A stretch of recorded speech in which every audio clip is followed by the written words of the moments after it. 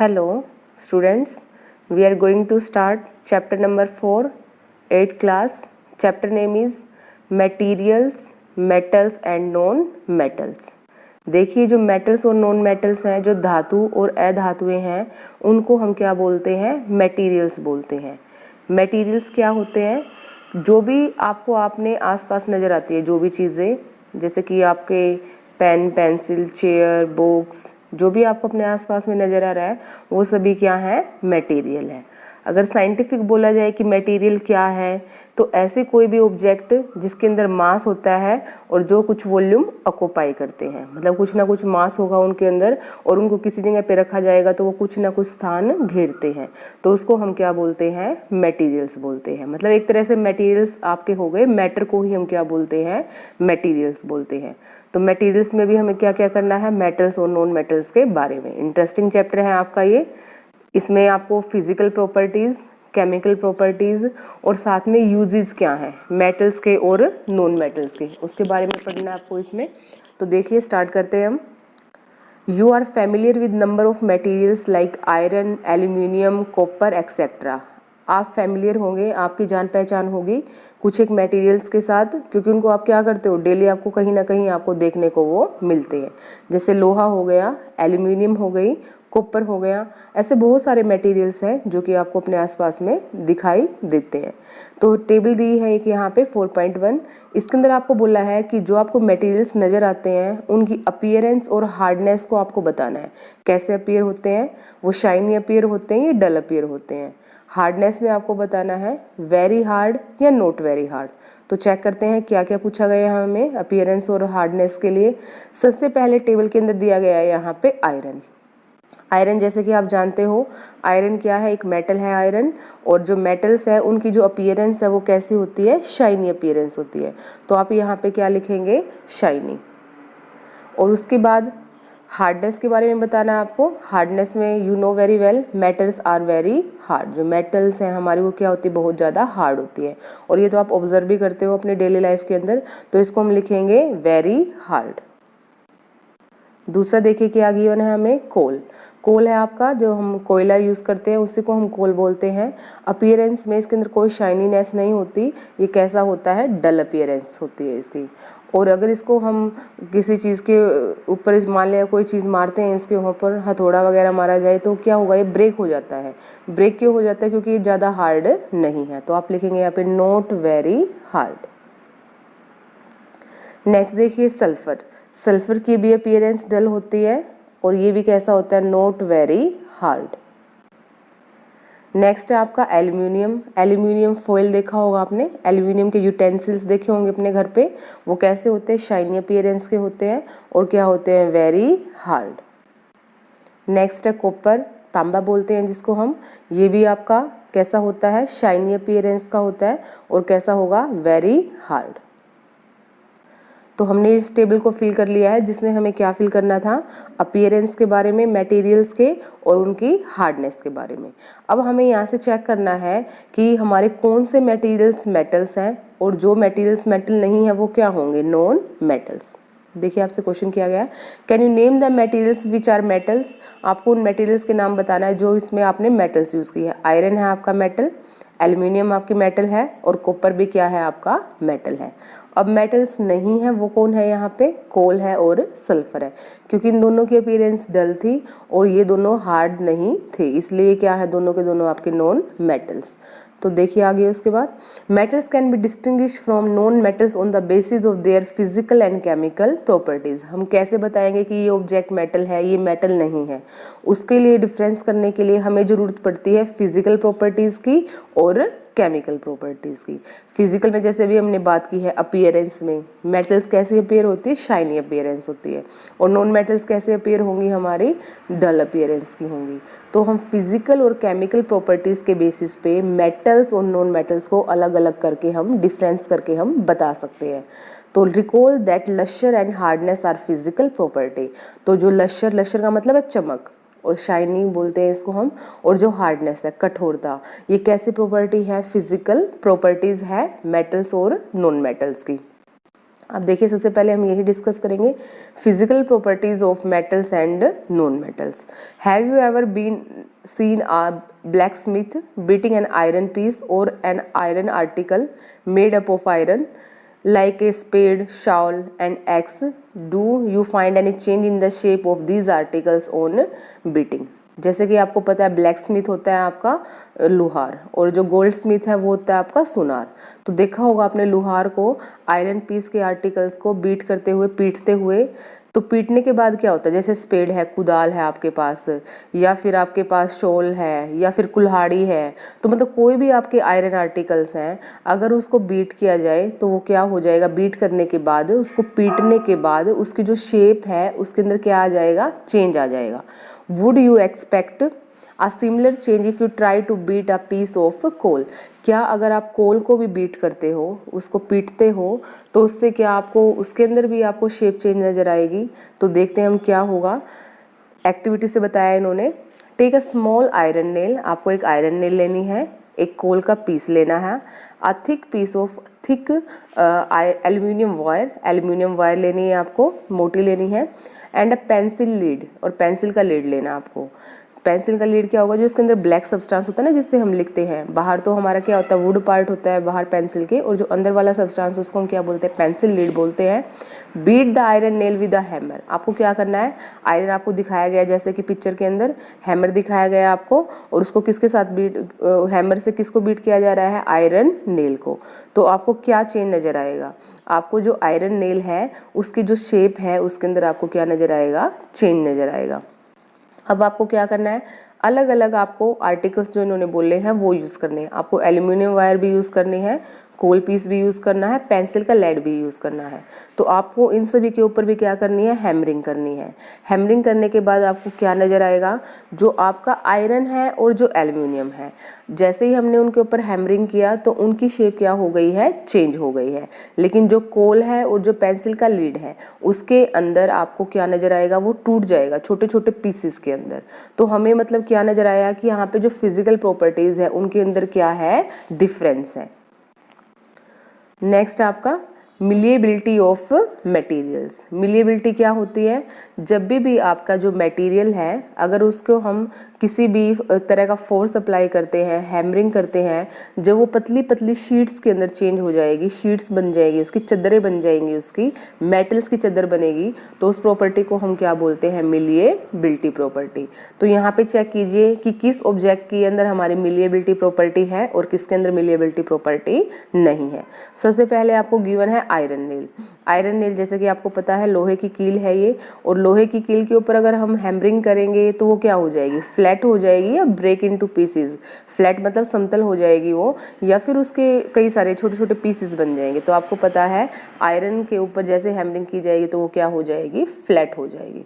दूसरा इन्होंने लिया है कोल पीस। अगर कोल पीस के ऊपर हम हैमरिंग करेंगे तो कोल क्या हो जाएगा, छोटे छोटे पीसेस के अंदर टूट जाएगा। तो आप यहाँ पे लिखेंगे break into pieces. Next aluminium wire. Aluminium wire के ऊपर भी अगर हैमरिंग किया जाएगा तो वो क्या हो जाएगा, फ्लैट हो जाएगा। पेंसिल लीड क्या हो जाएगा, छोटे छोटे पीसेस के अंदर टूट जाएगा। तो यहाँ से हमने कौन सी प्रॉपर्टी की है, मिलिएबिलिटी property.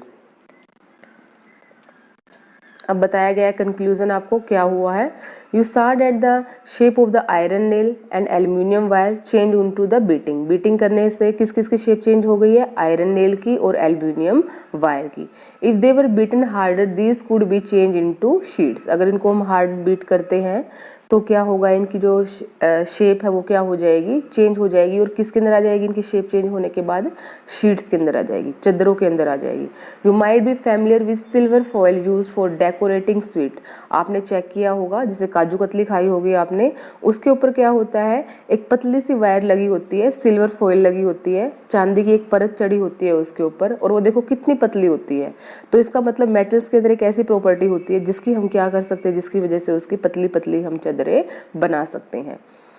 You must have also familiar with the aluminium foil use for wrapping the food. आप करते भी होगे, जैसे अपना खाना वगैरह आपको कहीं बाहर जाना है या स्कूल में जाना है तो आप रैप करके लेके जाते हो, और एक चमकदार सी आपकी जो धातु होती है, मेटल है आपकी एल्यूमिनियम, उसके अंदर आप रैप करते हो। तो जो या फिर आप होटल वगैरह के अंदर खाना आपने पैक करवाया हो तो वो भी क्या करते हैं, आपको सेम एल्यूमिनियम फॉयल के अंदर खाने को रैप करके देते हैं। तो ये जो रैपिंग मटेरियल है आपका एल्यूमिनियम फॉयल, तो एक मेटल ही है वो आपकी, और उसकी कितनी पतली आपने शीट्स को चेक किया होगा। The property of metals by which they can be beaten into thin sheets is called malleability. तो ऐसी प्रॉपर्टी मेटल्स की जिसकी वजह से उसको हम क्या कर पाते हैं, बीट करके उसको पतली पतली चदरों में चेंज कर पाते हैं, उस प्रॉपर्टी को हम क्या बोलते हैं, मिलिएबिलिटी प्रॉपर्टी। और ये कैरेक्टरिस्टिक प्रॉपर्टी है किसकी, मेटल्स की। मतलब ये प्रॉपर्टी मेटल्स के अंदर ही नजर आएगी हमें, नॉन मेटल्स के अंदर ये प्रॉपर्टी प्रेजेंट नहीं होती। जैसे कि अभी हमने ऊपर एक डिस्कस किया था, कोल लिया था हमने, टूट गया था वो छोटे छोटे पीसेस के अंदर। पेंसिल लीड लिया था, वो भी क्या हो गया था, छोटे छोटे पीसेस में टूट गया था। As you must have noticed, material like coal and pencil it don't show this property। वो इस प्रॉपर्टी को शो नहीं करते हैं, कोल और आपका पेंसिल का लीड, क्योंकि वो मेटल्स नहीं है। Can you hold a hot metallic pan with a which is without a plastic और wooden handle and not get hurt. आपने देखा होगा जो किचन के अंदर हमारे ज़्यादातर जो यूटेंसिल्स होते हैं उनको अगर हम गर्म करते हैं तो पीछे एक उनके क्या दिया होता है, एक पकड़ने का हैंडल दिया होता है, और जो हैंडल होता है वो हैंडल आपका मेटल का नहीं बना होता, वो हैंडल आपका किस चीज़ का बना होता है, वो बना होगा चाहे तो आपका वुड का, लकड़ी का हैंडल होगा आपका, जैसे तवा वगैरह देखा होगा आपने, तो जो पीछे पकड़ने वाला हैंडल होता है वो किस चीज़ का बना होता है, वो बना होता है चाहे तो आपका लकड़ी का हो सकता है या फिर वो आपका प्लास्टिक का बना हो सकता है। और प्लास्टिक भी वो प्लास्टिक जो मेल्ट ना हो, जैसा कि हमने 3rd चैप्टर के अंदर किया है, थर्मोसेटिंग प्लास्टिक। तो इन्होंने बोला अगर आपने कभी ऐसा कोई मेटेलिक पेन यूज़ किया हो और जिसके ऊपर आपके वुडन का और प्लास्टिक का हैंडल ना हो, तो क्या उससे आप आसानी से उसको हैंडल कर पाओगे, कि आपको कोई हर्ट वगैरह नहीं होगा, कि आपको वो गर्म नहीं लगेगा? परहैप्स नॉट, पर शायद ऐसा कभी नहीं होगा। क्यों? Try to make some other experiences in which a wooden or plastic handle protects you from being hurt while handling hot things। तो आपको अपने आप से और एग्जाम्पल बताने हैं कि कहाँ कहाँ पे आपने ऐसे हैंडल्स देखे हैं जहाँ पे आपको प्लास्टिक और वुड के हैंडल नज़र आते हो, और जिसका यूज़ आप कहाँ करते हो, गर्म ऑब्जेक्ट को हैंडल करने के लिए आप करते हो। On the basis of these experiences you can say that conduction of heat bye would and plastic. क्या आप इस बेसिस पे बता सकते हो क्या कि हमारे जो वुड हैं, जो लकड़ी है, जो प्लास्टिक हमने एज अ हैंडल यूज़ किए हैं, तो क्या उनके अंदर हीट कंडक्ट होगी? अगर हीट कंडक्ट होती तो हमें कैसे फील होते, वो गर्म फील होते। लेकिन क्या कभी हमें तवे का जो हैंडल है वो गर्म फील होता है? नहीं होता है। या फिर जो प्लास्टिक के हैंडल जो हम पतीले वगैरह के यूज़ करते हैं, कुकर के जो हैंडल यूज़ करते हैं, क्या हमें कभी वो गर्म फील होते हैं? नहीं होते हैं। इसका मतलब कि जो वुड और जो प्लास्टिक है वो क्या है, आपका एक बेड कंडक्टर ऑफ हीट, मतलब उसके अंदर से हीट पास नहीं होती। You must have seen an electrician using his screwdriver. What kind of handle does it have and why? आपने देखा भी होगा कोई भी जैसे इलेक्ट्रिशियन वगैरह आपने, तो उसको जो स्क्रू ड्राइवर जो यूज़ करता है तो जो उसका पीछे वाला पार्ट है वो भी किस चीज़ का बना होता है, प्लास्टिक का बना होगा। क्यों बना होगा? क्योंकि आपको पता ही है वो क्या चेक करते हैं, उससे करंट वगैरह का कंडक्शन चेक करेंगे। अगर आपका पीछे भी आपका मटेरियल ऐसा लगा होगा जिसके अंदर इलेक्ट्रिसिटी पास हो जाएगी तो आपको क्या हो जाएगा, करंट लग जाएगा, प्रॉब्लम आ जाएगी ना फिर वहाँ पे। तो इसलिए क्या होता है, जो हमारे इलेक्ट्रिशियंस यूज़ करते हैं स्क्रू ड्राइवर, उसके पीछे वाला जो हिस्सा होता है वो किस चीज़ का बना होता है, नॉन कंडक्टिंग मटेरियल का। और नॉन कंडक्टिंग मटेरियल कुछ भी हो सकता है आपका, प्लास्टिक हो सकता है या कोई भी हो सकता है आपका। इन्होंने फिर एक एक्टिविटी से पूछा है आपको, एक्टिविटी देखिए, recall how to make an electric circuit to test whether electricity can pass through an object और नॉट। आपको चेक करना है कि किसी भी सर्किट के अंदर या कोई भी ऑब्जेक्ट है उसके अंदर से बिजली पास हो रही है या फिर नहीं हो रही है। डायरेक्ट तो हम क्या करेंगे, उसको पकड़ के नहीं चेक करेंगे स्विच वगैरह में लगा के, तो उसको हमें क्या करना है, एक सेटअप के अंदर अरेंज करना है और फिर उसको हमें चेक करना है कि उसके अंदर बिजली पास हो रही है या फिर नहीं हो रही है। तो यहाँ पे देखिए एक आपको सेल नज़र आ रहा है, एक बल्ब नज़र आ रहा है, और आपको बीच में क्या नज़र आ रहे हैं, वायर्स नज़र आ रहे हैं। इसके अलावा आपको यहाँ पे क्या नज़र आया है, ये हमने लिया है आयरन नील। बीच में हमने इसको अरेंज कर दिया है। और जैसे ही आप इसको वायरिंग को प्रॉपर करेंगे, पॉजिटिव नेगेटिव टर्मिनल को आप ज्वाइन करेंगे, तो आपको बल्ब क्या करता हुआ नजर आएगा, ग्लो करता हुआ नजर आएगा। तो इसका मतलब जो बीच में हमने ये जो मटेरियल लिया है, क्या है, ये आयरन नेल लिया है, तो इसके अंदर से भी क्या हो रहा है, हमारा बिजली पास हो रही है। तो इसका मतलब क्या है, ये एक कंडक्टर है। तो अगर आपको कोई भी चीज़ यहाँ पे बीच बीच में हम रख के देखेंगे, आयरन नेल रखी है, एल्यूमिनियम फॉयल रख लेंगे, या फिर यहाँ पे हम वुड रख लेंगे, या फिर कोई भी ऐसी चीज़ कोल रख लेंगे जिसको आपको टेस्ट करना है कि ये कंडक्टर है या फिर नहीं है, तो आप यहाँ से उसको टेस्ट कर सकते हो। तो इसलिए इसको क्या नाम दिया गया है, इलेक्ट्रिक टेस्टर। इलेक्ट्रिसिटी पास हो रही है या नहीं हो रही है, वो यहाँ से हम क्या कर रहे हैं, टेस्ट कर रहे हैं। नेक्स्ट उसके बाद the activity with various object. Activity को आपको पता है अलग अलग ऑब्जेक्ट के साथ परफॉर्म करना है, और आपको चेक करना है कि किसके अंदर से इलेक्ट्रिसिटी पास हुई है और किसके अंदर से इलेक्ट्रिसिटी पास नहीं हुई है।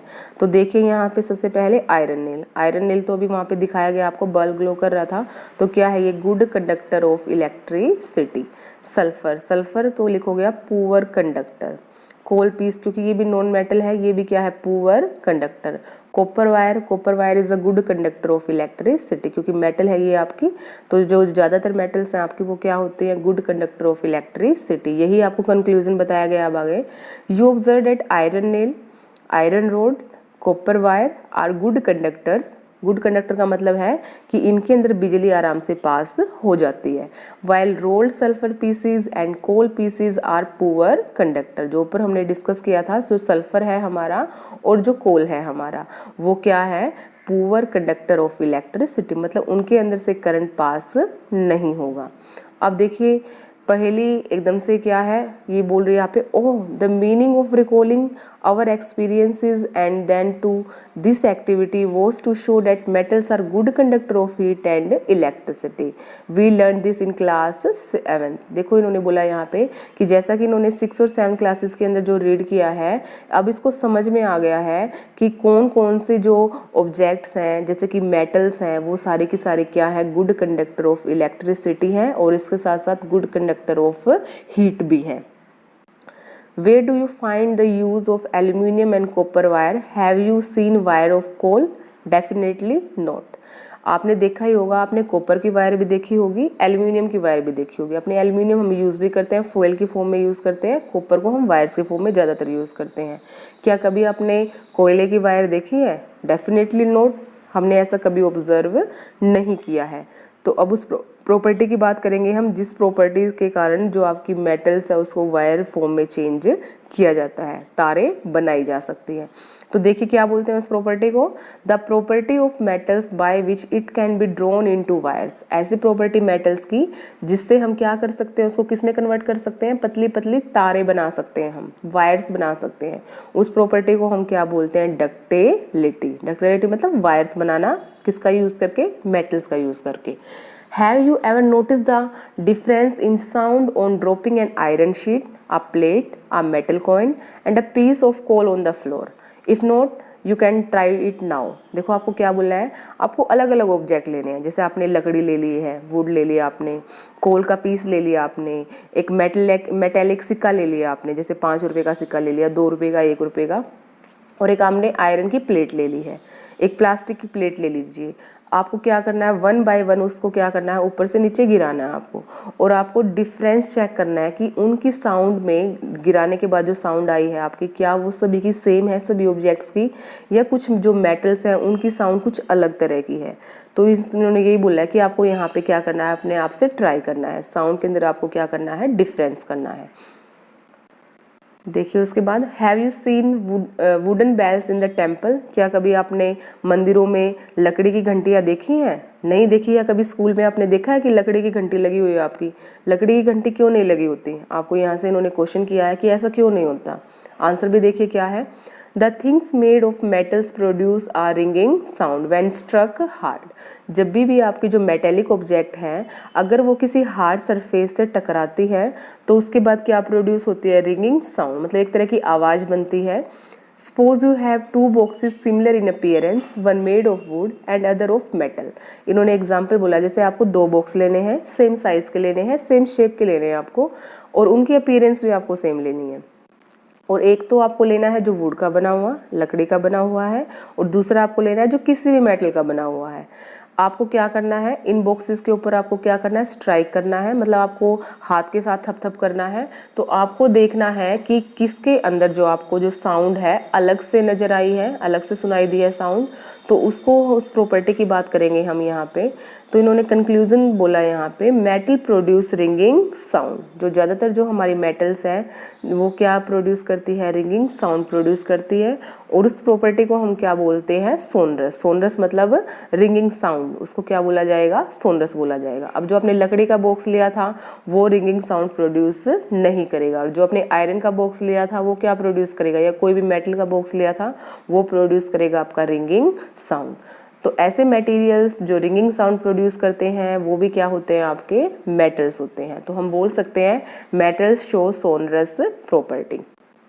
After performing the above activities, हमने ऊपर कितनी सारी एक्टिविटीज़ की हैं। कहीं पे हमने कंडक्शन चेक किया है, कहीं पे हमें हीट का कंडक्शन चेक किया, कहीं पे हमें रिंगिंग चेक किया है, डक्टिलिटी प्रॉपर्टी चेक की है, मिलिएबिलिटी प्रॉपर्टी चेक की है। तो इनके बेसिस पे हम मेटल्स की फिजिकल प्रॉपर्टी डिस्कस करेंगे कि जितनी भी मेटल्स हैं हमारी, उन सभी की फिजिकल मतलब अपीयरेंस क्या है, क्या उनके अंदर साउंड प्रोड्यूस होती है, भौतिक अवस्थाएं। ठीक है, हम भौतिक प्रॉपर्टीज़ की विशेषताएं हैं उसके बारे में डिस्कस करेंगे यहाँ पे। तो सबसे पहले आपको पता है मेटल्स आर हार्ड। मेटल्स क्या है, हार्ड होती है, लश्चरस चमक होती है, मिलिएबल चद्दरें बनाई जा सकती है, डक्टाइल उनकी वायर्स बनाई जा सकती हैं पतली पतली, सोनरस मतलब रिंगिंग साउंड प्रोड्यूस होते हैं, and good conductor of heat and electricity. Metals के अंदर से जो ऊष्मा है वो भी पास हो जाती है, मतलब गर्म हो जाते हैं मेटेलिक कंटेनर्स, और जो इलेक्ट्रिसिटी है, जो बिजली है, वो भी मेटल्स के अंदर से ईजिली पास हो जाएगी, कंडक्ट हो जाएगी। तो ये सारी जो प्रॉपर्टीज़ हैं, जो भी कोई ऑब्जेक्ट अगर इस तरह की प्रॉपर्टीज़ को शो करता है तो वो क्या है, मेटल्स है। तो अभी यहाँ से आपको मेटल्स की डेफिनेशन बताई गई है। The materials which generally possess this properties are called metals. जो भी मटेरियल्स, जो भी ऑब्जेक्ट इस तरह की प्रॉपर्टी शो करते हैं उनको हम क्या बोलते हैं, मेटल्स बोलते हैं।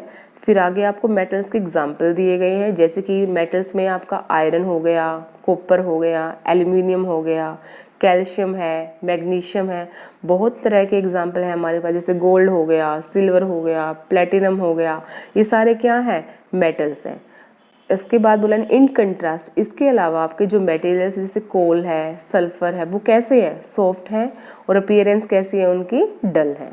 और उसके अलावा क्या करते हैं, वो ब्रेक डाउन हो जाएंगे पाउडरी मास के अंदर, जब उसको क्या किया जाएगा, हैमरिंग किया जाएगा, जब फोर्स अप्लाई किया जाएगा तो क्या हो जाएंगे, टूट जाएंगे वो। And they are not sonorous, ना ही उनके अंदर कोई रिंगिंग साउंड प्रोड्यूस होती है।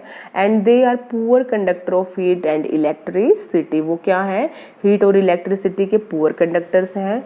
तो इसलिए ऐसे मटेरियल्स जो ये सभी प्रॉपर्टीज़ को शो करते हैं, उन मटेरियल्स को हम क्या बोलते हैं, नॉन मेटल। नॉन मेटल मतलब अधातु बोलते हैं इसको हिंदी के अंदर।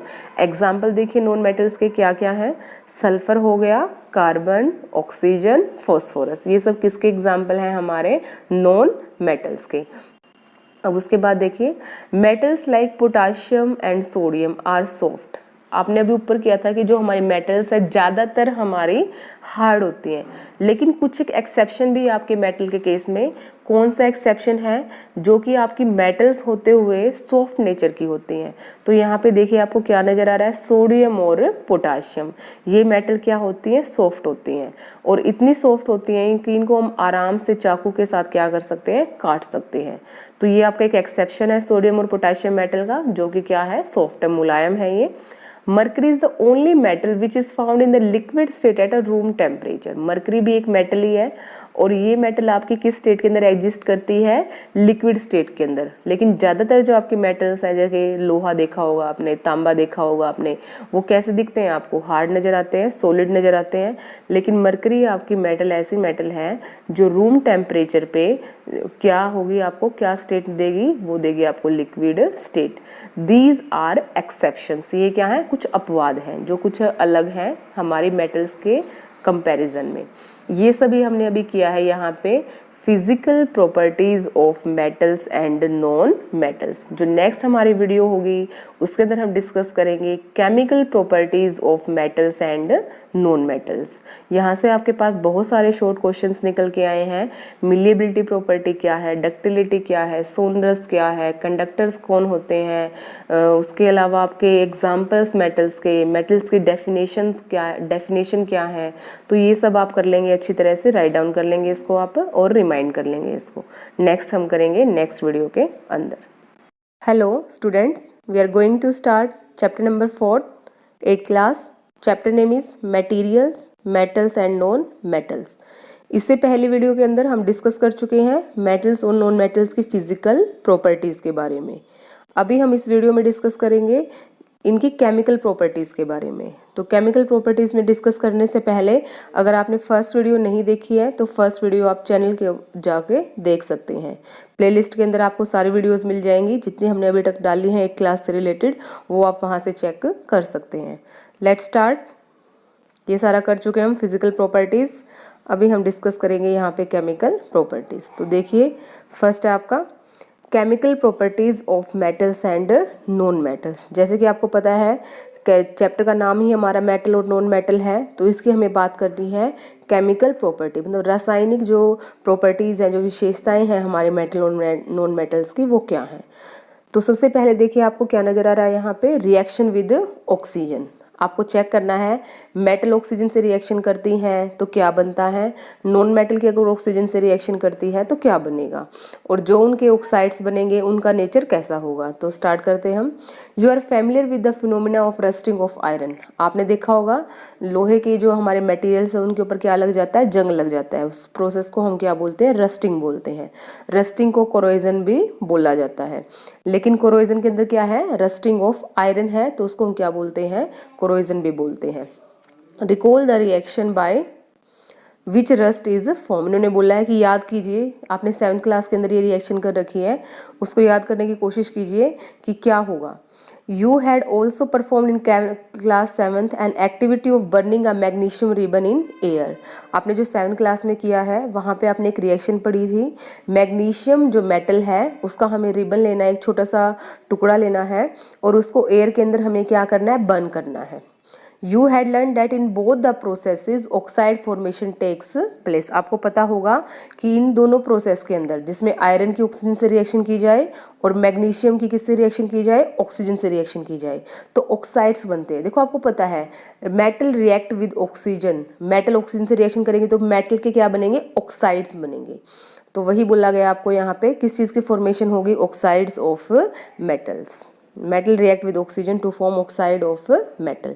अभी आपको बोला गया कि रिएक्शन कंप्लीट कीजिए। रिएक्शन में देखिए, जैसे आपके पास क्या है, आयरन है, ऑक्सीजन है और वाटर है। जैसे हमने यहाँ पे ले लिया आयरन, ऑक्सीजन और साथ में क्या लिया है, वाटर। इसकी रिएक्शन हमने करवाई। या सिंपल ये रिएक्शन नेचर के अंदर अपने आप चलती रहती है। लोहे के हमारे आर्टिकल्स हैं ही, ऑक्सीजन अवेलेबल है ही हमारे एटमॉस्फेयर के अंदर, वाटर वेपर्स की प्रेजेंट फॉर्म में प्रेजेंट है, तो बनता क्या है, Fe2O3 XH2O। तो ये क्या है, Fe2O3, ये है आपका रस्ट। क्या बोलते हैं इसको, रस्ट बोलते हैं। मतलब जो लोहे के ऊपर जो जंग लगता है ना, वो एक्चुअल में यही सब्सटेंस होता है, और जो ये क्या बना देता है, एक लेयर बना देगा हमारी मेटल के ऊपर।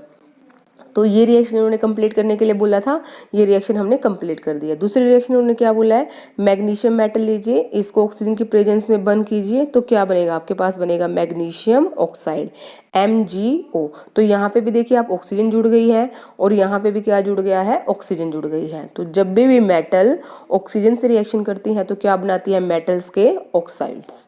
क्या बनेगा हमारा यहाँ पे, मेटल के ऑक्साइड। तो ये क्या है, केमिकल प्रॉपर्टी है हमारी मेटल्स की, कि मेटल किससे रिएक्शन कर जाती हैं, ऑक्सीजन से वो रिएक्शन कर जाती हैं। एक्टिविटी देखिए उसके बाद, ये जो रिएक्शन अभी हमने यहाँ पे कंप्लीट की है, यहाँ पे आप कर लेना इसको कंप्लीट, जहाँ पे क्वेश्चन मार्क लगे हैं। ये प्रोडक्ट हम बता चुके हैं क्या बनेगा।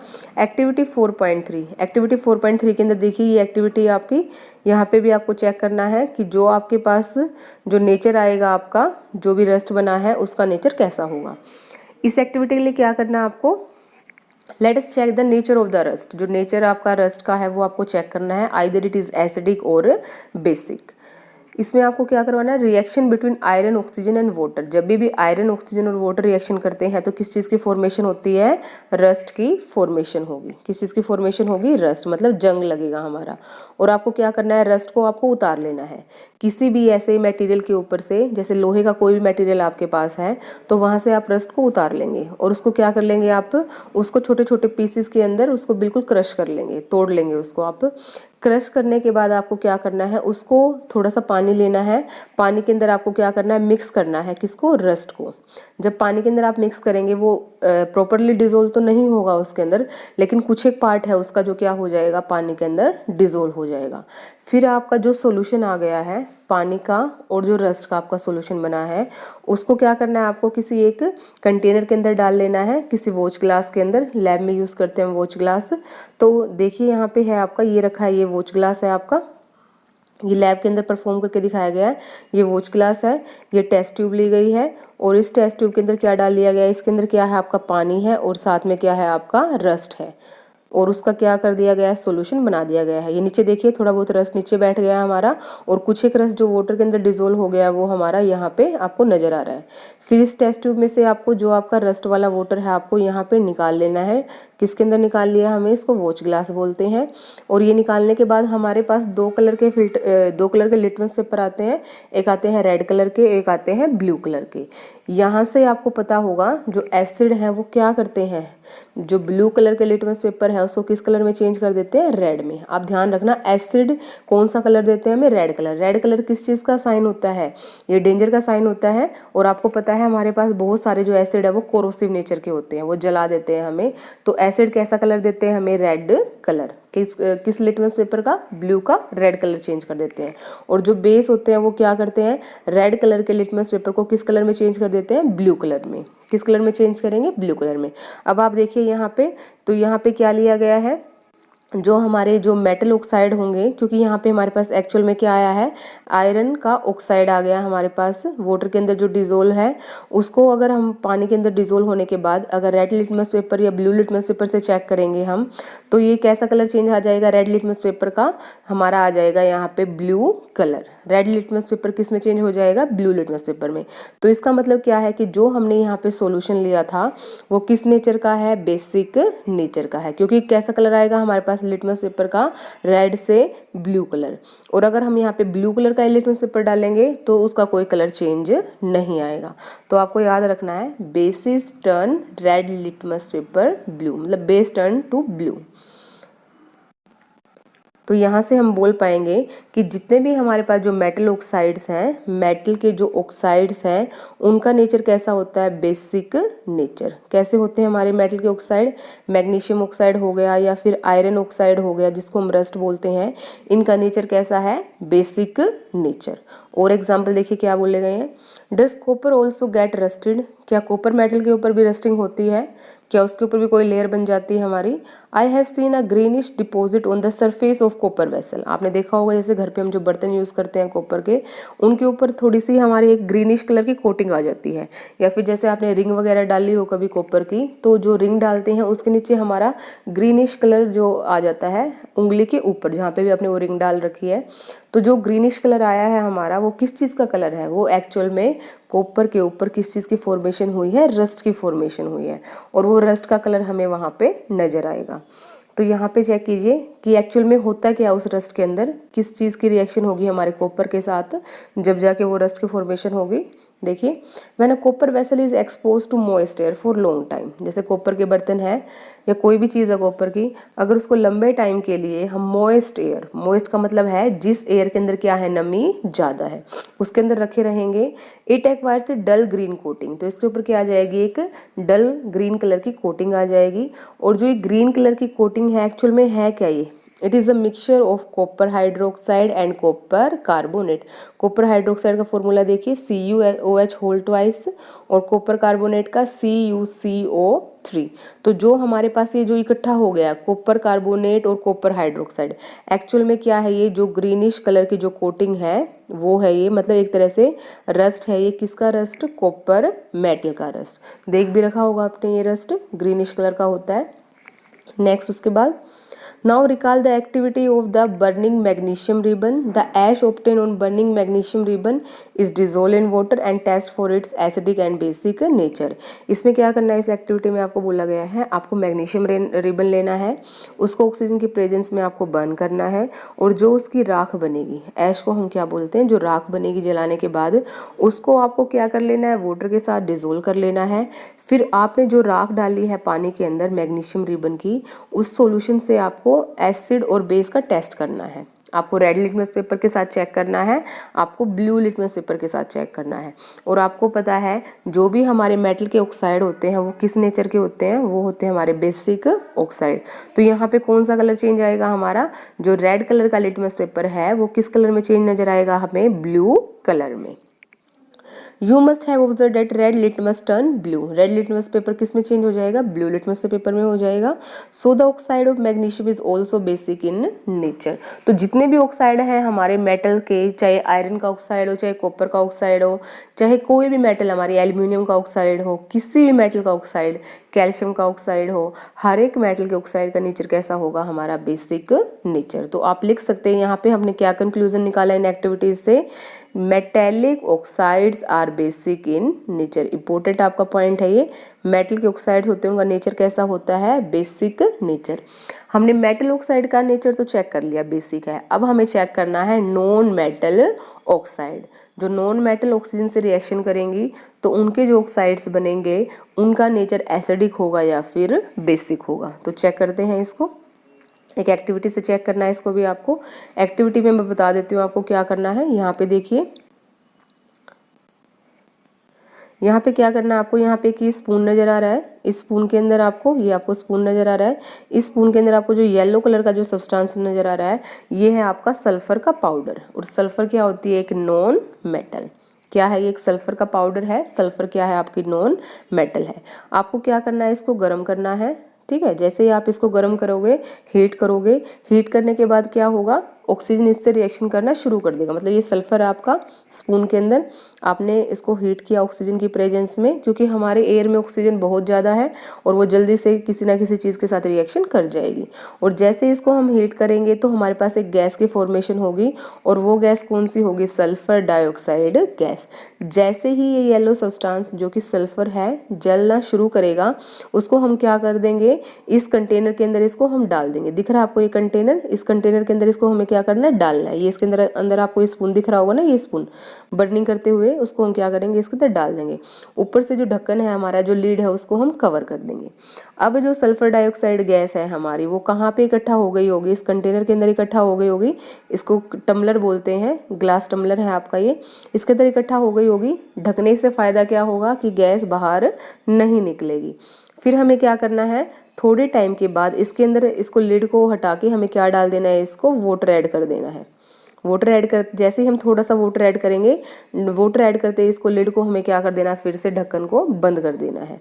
फिर इसके अंदर क्या है, अब देखो हमारे पास सल्फर डाइऑक्साइड तो था ही, इसके साथ हमने क्या डाल दिया है, वाटर को भी ऐड कर दिया है। जब जो सल्फर डाइऑक्साइड गैस है और जो वाटर हमने ऐड किया है, जब वो एक दूसरे से रिएक्शन करेंगे तो आपके पास बनेगा सल्फ्यूरस एसिड H2SO3। क्या नाम बोला मैंने, सल्फ्यूरस एसिड। और एसिड नाम बोल रही हूँ मैं, मतलब जो हमारा मेटल ऑक्साइड था वो किस नॉन मेटल ऑक्साइड था, वो किस नेचर का होगा, एसिडिक नेचर का। So non metal oxides are acidic in nature.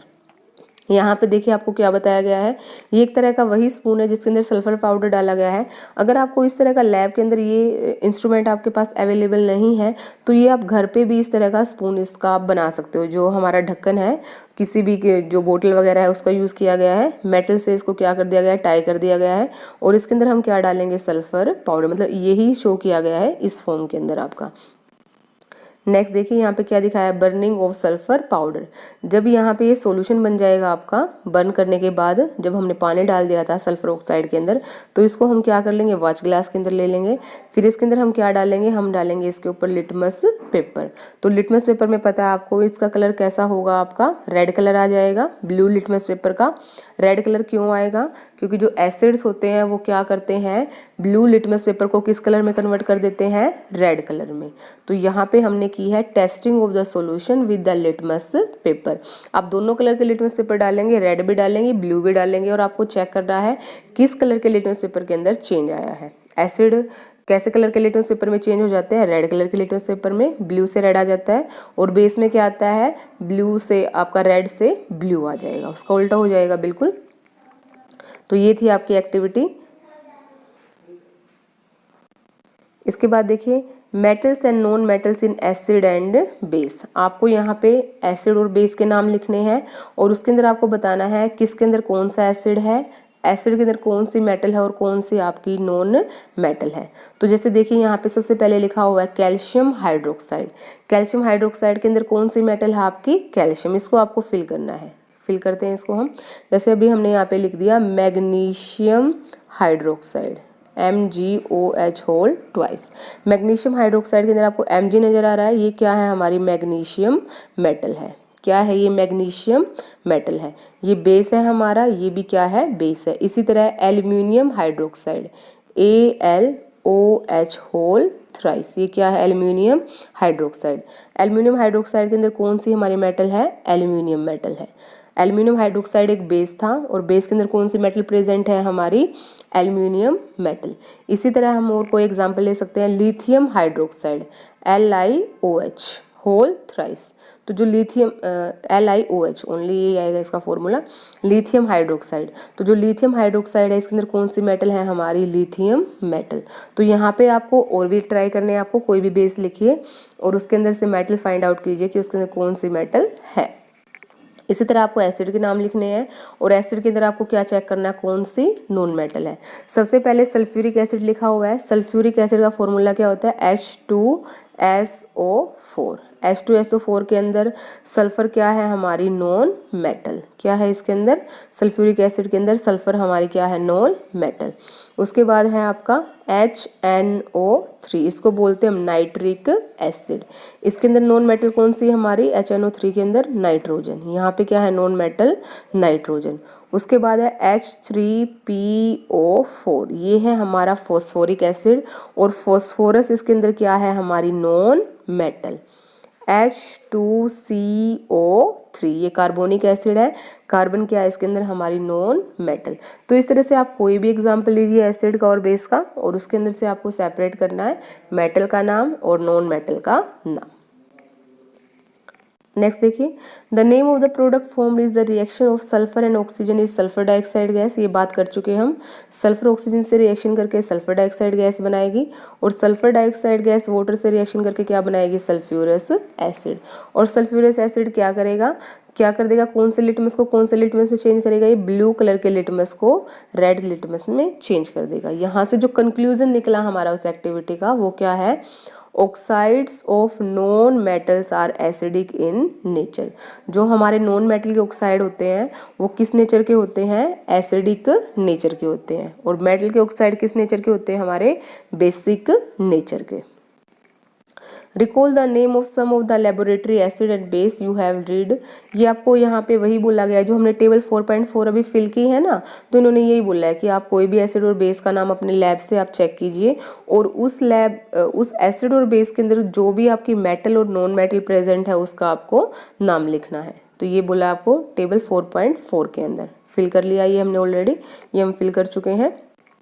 उसके बाद देखना है आपका नेक्स्ट क्या है, रिएक्शन विद वाटर। जो आपकी मेटल्स हैं और जो नॉन मेटल्स हैं वो वाटर से किस तरह रिएक्ट करती है, या कौन रिएक्ट करता है या कौन रिएक्ट नहीं करता है, इसकी बात की गई है। सोडियम मेटल का नाम आप पहले इस चैप्टर में सुन चुके हो। सोडियम मेटल आपकी एक कैसी मेटल है, सॉफ्ट मेटल है, जिसको हम चाकू के साथ इजीली कट कर सकते हैं, और ये बहुत ही ज़्यादा रिएक्टिव मेटल है। इसको हम जैसे कि आयरन वगैरह, कॉपर वगैरह, गोल्ड हमारा रखा रहता है एटमॉस्फेयर के अंदर, इसको हम ऐसे नहीं रख सकते, इसको ओपन एयर के अंदर नहीं रखा जा सकता। क्यों नहीं रखा जा सकता, क्योंकि ये रिएक्शन कर जाती है ऑक्सीजन के साथ, एयर के साथ, वाटर के साथ, तो इसको कभी भी हम ओपन नहीं रखते। तो इसको कुछ ऐसी चीज़ के अंदर स्टोर करना पड़ेगा हमें जिसकी वजह से ये उससे रिएक्शन ना करे। तो ऐसी चीज़ क्या है जिससे ये रिएक्शन नहीं करती, ये रिएक्शन नहीं करती ऑयल के साथ, ऑयल से ये रिएक्शन नहीं करेगी। तो इसलिए आप ध्यान रखेंगे हमेशा जो आपकी सोडियम मेटल है, इसके अलावा आपकी पोटाशियम मेटल भी ऐसे ही है जो ज़्यादा रिएक्टिव है, इनको स्टोर करने के लिए हम क्या यूज़ करते हैं, केरोसिन ऑयल यूज़ करते हैं, क्योंकि ये ऑयल से कोई रिएक्शन नहीं करती। तो यही लिखा गया है यहाँ पे, चेक कर लीजिए। Sodium metal is very reactive, it react vigorously with oxygen and water, so a lot of heat is generated in the reaction। बहुत ज़्यादा हीट जनरेट होगी और एकदम से क्या लग जाएगी, आग लग जाएगी। साइड में दिख रहा है आपको ये, इस एक्टिविटी के अंदर क्या बताया गया है, यहाँ पे आप चेक कीजिए।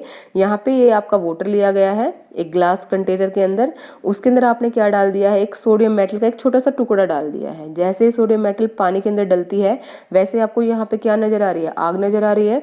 तो क्यों आग लगी यहाँ पे, क्योंकि यहाँ पे किस तरह की रिएक्शन हुई, एक तरह की हीट निकलने वाली रिएक्शन हुई है, और हीट निकलने से क्या होगा, एकदम से यहाँ पे आग लग जाएगी सोडियम मेटल को। तो यहाँ पे इसलिए क्या किया जाएगा, इसको हमेशा कहाँ पे रखा जाएगा, सोडियम मेटल को केरोसिन ऑयल के अंदर स्टोर करके रखा जाता है इसको।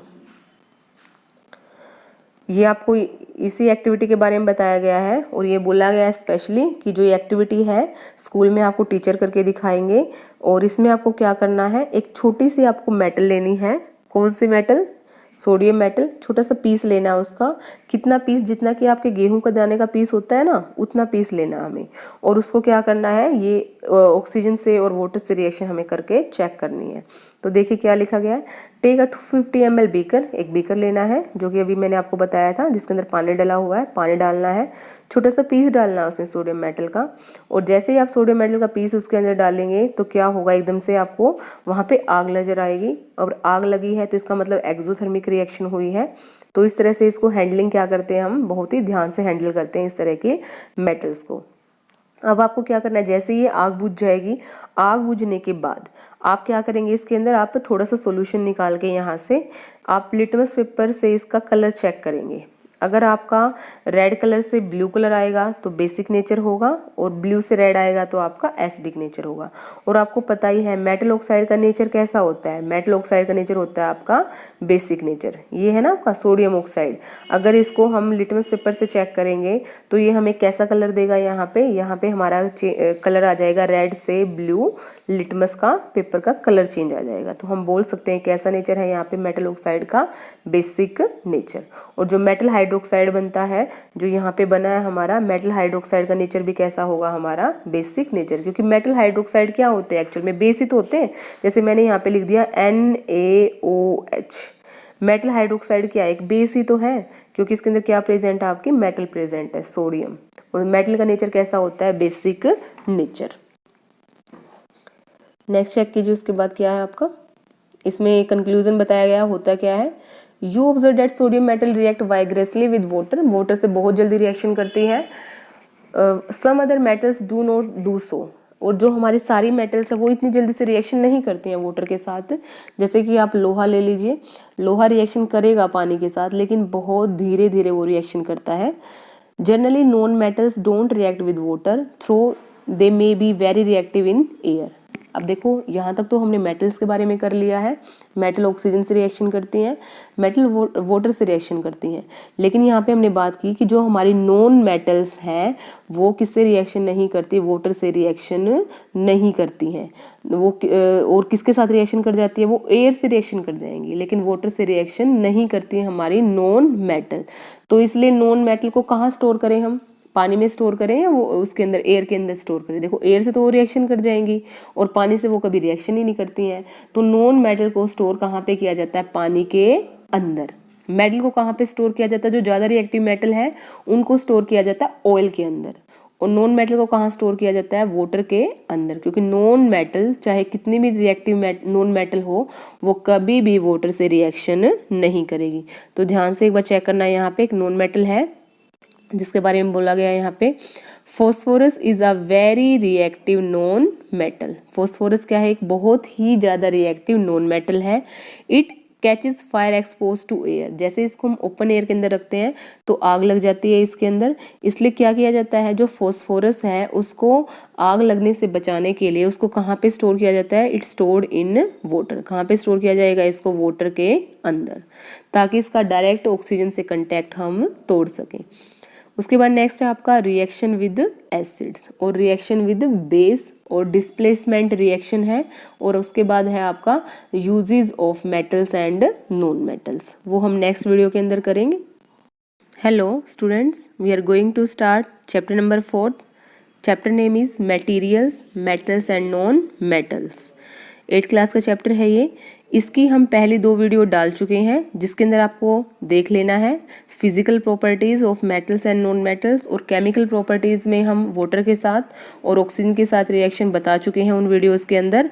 और अभी हम करेंगे जो नेक्स्ट पार्ट हमारा बचा हुआ है, एसिड के साथ रिएक्शन, बेसिस के साथ रिएक्शन, डिस्प्लेसमेंट रिएक्शन, और हमारी मेटल और नॉन मेटल का हमारी डेली लाइफ के अंदर क्या यूज़ है। तो स्टार्ट करते हैं इसको हम। तो देखिए सबसे पहले क्या है आपका रिएक्शन विद एसिड। किसकी रिएक्शन? मेटल्स और नॉन मेटल्स की रिएक्शन। तो करना क्या है इसमें आपको, यहाँ पे देखिए एक्टिविटी बताई गई है आपको। एक्टिविटी के अंदर क्या करना है आपको, कुछ एक सैंपल लेने हैं मेटल और नॉन मेटल के, जैसे कि टेबल 4.5 के अंदर आपको बताया गया है। देखिए आपको क्या दिया गया है, मैग्नीशियम दिया गया है, एल्युमिनियम दिया गया है, आयरन फिलिंग दी गई है, कॉपर आपको वायर से जो पिल्ड फ्लेक्सिबल फोम है वो दिया गया है, चारकोल पाउडर दिया गया है, सल्फर पाउडर दिया गया है। आपको इन सभी मटेरियल्स को लेना है। इसमें से कुछ एक आपकी मेटल्स हैं और कुछ एक आपकी क्या है, नॉन मेटल्स हैं। आपको इनकी रिएक्शन चेक करनी है किस किस के साथ, हाइड्रोक्लोरिक एसिड के साथ और सल्फ्यूरिक एसिड के साथ। मतलब एक बार आपको मैग्नीशियम मेटल के साथ हाइड्रोक्लोरिक एसिड मिक्स करना है, फिर जो दूसरा पीस है मैग्नीशियम मेटल का उसके साथ आपको सल्फ्यूरिक एसिड मिक्स करना है। फिर आपको चेक करना है कि रूम टेम्परेचर पे रिएक्शन होगी या जब हम इसको रिएक्शन मिक्सचर को कुछ वार्म अप कर देंगे, कुछ गर्म कर देंगे, तब जाके हमारी रिएक्शन प्रोसीड करेगी। तो इसके बारे में हमें डिस्कस करना है यहाँ पे। तो देखिए आपको यही बताया गया है, हमारी बहुत सारी मेटल ऐसी मेटल्स होती हैं जो कि कोल्ड सॉल्यूशन के साथ भी रिएक्शन कर जाएगी। जैसे कि मान लिया हमने ले लिया है हाइड्रोक्लोरिक एसिड, अगर हमारी मेटल ज़्यादा रिएक्टिव है तो वो जल्दी से रिएक्शन कर जाएगी हाइड्रोक्लोरिक एसिड के साथ। लेकिन अगर हमारी मेटल कम रिएक्टिव है तो हमें सॉल्यूशन को क्या करना पड़ेगा, एसिड और जो मेटल का सॉल्यूशन है उसको हमें गर्म करना पड़ेगा, हीट करना पड़ेगा, तब जाके क्या होगी, हमारी रिएक्शन प्रोसीड करेगी। तो इसके अंदर चेक कीजिए आप, मैग्नीशियम मेटल, एल्यूमिनियम मेटल और जो आयरन मेटल है ये क्या कर जाएंगी, आपकी हाइड्रोक्लोरिक एसिड के साथ रिएक्शन कर जाएंगी, सल्फ्यूरिक एसिड के साथ भी करेंगी, हाइड्रोक्लोरिक एसिड के साथ भी करेंगी। लेकिन जो आपकी कॉपर मेटल है वो हाइड्रोक्लोरिक एसिड के साथ रिएक्शन नहीं करेगी। क्यों नहीं करेगी? क्योंकि जो कॉपर मेटल है वो बहुत ही कम रिएक्टिव मेटल है आयरन, एल्यूमिनियम और मैग्नीशियम के कंपैरिजन में, तो इसलिए ये हाइड्रोक्लोरिक एसिड से कोई रिएक्शन नहीं करती हैं। उसके बाद आपका जो चारकोल पाउडर है और जो सल्फर पाउडर है ये हैं आपकी नॉन मेटल्स, और नॉन मेटल्स कभी भी एसिड से रिएक्शन नहीं करती। तो आप यहाँ बताएंगे कि जो आपकी ये नॉन मेटल्स हैं ये और ये कोई भी रिएक्शन शो नहीं करेंगी। Non metals don't react with acid. यहाँ पे भी रिएक्शन होगी आपकी, यहाँ पे भी रिएक्शन होगी, यहाँ पे भी रिएक्शन होगी, लेकिन जो कॉपर मेटल है वो आपके हाइड्रोक्लोरिक एसिड से रिएक्शन शो नहीं करेगी। लेकिन कौन से एसिड से रिएक्शन शो करेगी, आपके सल्फ्यूरिक एसिड से। यहाँ पे भी रिएक्शन होगी आपकी, यहाँ पे भी रिएक्शन होगी, यहाँ पे भी। यहाँ पे तो क्या करना पड़ेगा, आप जब रिएक्शन मिक्सचर को जो ठंडा है रूम टेम्परेचर पे है वहीं पे आपकी रिएक्शन प्लेस हो जाएंगी। लेकिन हाइड्रोक्लोरिक एसिड को आपको क्या करना पड़ेगा, थोड़ा गर्म करना पड़ेगा, तब जाके आपका आयरन उससे क्या करेगा, रिएक्शन करेगा। अब देखिए इसके बारे में क्या बोला गया है, is there is difference in the way metal and non metal react with acid. क्या कोई ऐसा वे है जिससे आप बता पाएंगे कि मेटल एसिड से रिएक्ट करके क्या बनाती हैं और नॉन मेटल से जब रिएक्शन होगी क्या होगा। आपको पता है ये नॉन मेटल एसिड से रिएक्शन नहीं करती हैं। और ध्यान देना अब आपको, जैसे कि मैं आपको एक एग्जाम्पल के साथ बताऊंगी यहाँ पे। जैसे कि हमने ले लिया है यहाँ पे मेटल, मैग्नीशियम मेटल ले लिया है, मैग्नीशियम मेटल ली है, इसकी हमें रिएक्शन किसके साथ करवानी है, हाइड्रोक्लोरिक एसिड के साथ। तो क्या बनेगा, मैग्नीशियम क्लोराइड बनेगा MgCl2, और साथ में एक गैस निकलती है, ध्यान रखेंगे आप कौन सी गैस है, ये आपकी हाइड्रोजन गैस। क्या नाम है गैस का, हाइड्रोजन गैस। और हाइड्रोजन गैस क्या है, काफ़ी इनफ्लेमेबल गैस है जो बहुत जल्दी आग पकड़ लेती है। और इसकी एक खासियत क्या है, ये पॉप साउंड के साथ जलती है। पॉप साउंड मतलब इसमें विस्फोट होता है, जब ये गैस जलती है तो इसमें धमाका होता है इस गैस के जलने के टाइम पे। तो यहाँ से देखिए आप, a pop sound is produced when we take a burning match stick near the mouth of the test tube. जिस भी कंटेनर में या जिस भी टेस्ट ट्यूब में हमने इन दोनों को मिक्स किया है, मेटल और एसिड को, तो वहाँ पे अगर हम बर्निंग जलती हुई मोमबत्ती लेके जाएंगे या माचिस की तिल्ली लेके जाएंगे, तो वहाँ पे जो माचिस की तिल्ली है वो पॉप साउंड के साथ जलेगी। क्यों जलेगी? क्योंकि कौन सी गैस रिलीज हुई है? जब एसिड और मेटल रिएक्शन करते हैं, हाइड्रोजन गैस। और हाइड्रोजन गैस किस साउंड के साथ जलती है? पॉप साउंड के साथ। आगे देखिए उसके बाद, non metals don't react with acid. आपको जैसे मैं बता चुकी हूँ, जो हमारी नॉन मेटल्स हैं वो किससे रिएक्शन नहीं करती? एसिड से रिएक्शन नहीं करती। और एसिड से वो रिएक्शन नहीं करेंगे तो कोई हाइड्रोजन गैस की फॉर्मेशन वहाँ पे नहीं होगी। लेकिन जो मेटल्स हैं वो क्या प्रोड्यूस करती है? Hydrogen gas. और हाइड्रोजन गैस की साउंड कैसी होगी? Pop sound. और जो इम्पोर्टेंट है यहाँ से एक फैक्ट है आपका कि जो कॉपर मेटल है, मैंने बताया था अभी पीछे आपको, वो रिएक्शन नहीं करती किसके साथ? हाइड्रोक्लोरिक एसिड के साथ। इवन ऑन हीटिंग, अगर उसको हम गर्म भी कर दे रिएक्शन मिक्सचर को, तो भी वो हाइड्रोक्लोरिक एसिड के साथ रिएक्शन नहीं करेगी। लेकिन किसके साथ रिएक्शन करेगी? सल्फ्यूरिक एसिड के साथ। तो ये हमने बात की यहाँ पे reaction of metals and non metals with acids. अब नेक्स्ट है इसमें हमारा बेसिस के साथ। बेस जैसे कि NaOH ले लिया, sodium hydroxide, magnesium hydroxide, aluminium hydroxide, तो उसकी रिएक्शन हमें देखनी है एसिड के साथ भी और बेस के साथ भी।